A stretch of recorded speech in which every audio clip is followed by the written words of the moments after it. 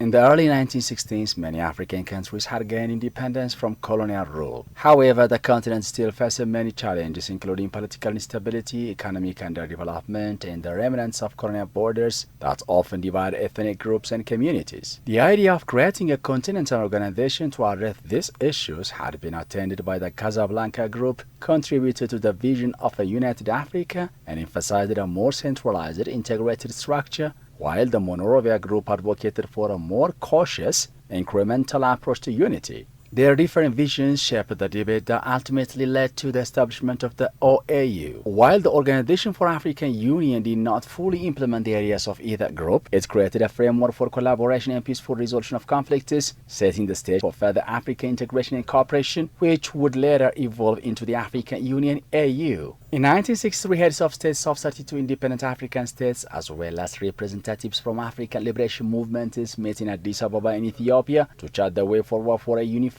approach in the fight for a complete independence and freedom of African people from the yokes of imperialism, colonialism, and apartheid. In a move spearheaded by Libyan leader Muhammad al-Gaddafi, it was proposed in 2000 that the OAU be replaced by a new body, the African Union, the AU. The African Union was to be more economic in nature, similar to the European Union, and would contain a central bank, a court of justice, and an all-Africa parliament. Then AU launched in July 2002 in Durban, South Africa. Ethiopia, being one of the few African nations never colonized, had a unique position in the African liberation movement. Emperor Haile Selassie's leadership and vision for continental unity resonated deeply with many African leaders, particularly as they saw solidarity after gaining independence. Especially when it comes to the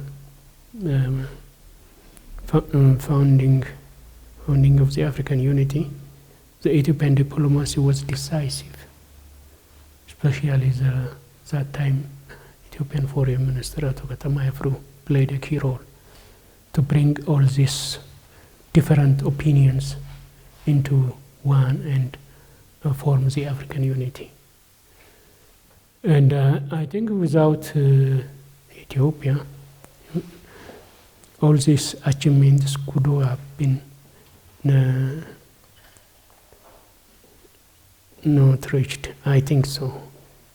The major practical achievements of the Organization for African Union, among others, were mediations in several border disputes, including those of Algeria and Morocco in 1963-64 and Kenya and Somalia in 1965-67. It monitored events in South Africa and advocated international economic sanctions against that country as long as the official policy of apartheid was in place. However, still the continent looks for its decades-long problems to be addressed under the auspices of its children's leadership in AU.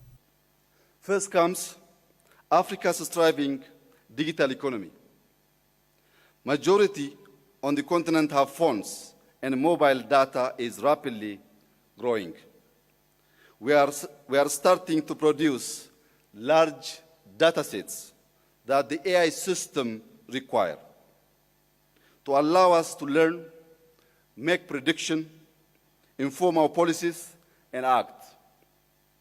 Having a robust Pan-African data governance strategy aligned with the principles of Agenda 2063 will boost the continent's competitiveness, ensure productive cross-border data flow, and protect individual rights.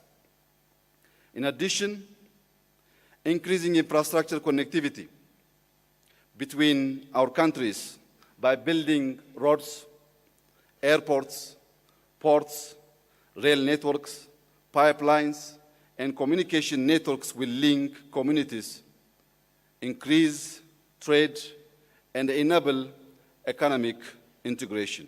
The African Union currently has 55 member states. More than half joined the AU's predecessor, the OAU, in 1963, the year of its founding. Proponents of African unity still urge to address the chronic challenge of economic integration among African nations for realizing the Agenda 2063 of the Africa we want.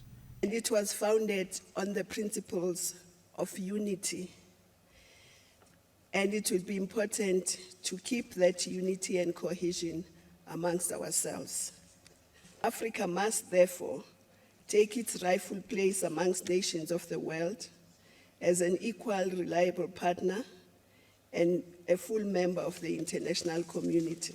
Addis Ababa has finalized its preparation to host the 46th Ordinary Session of the Executive Council and the 38th Ordinary Session of the Assembly of the African Union Heads of State, scheduled to take place from 12th to 16th February of 2025.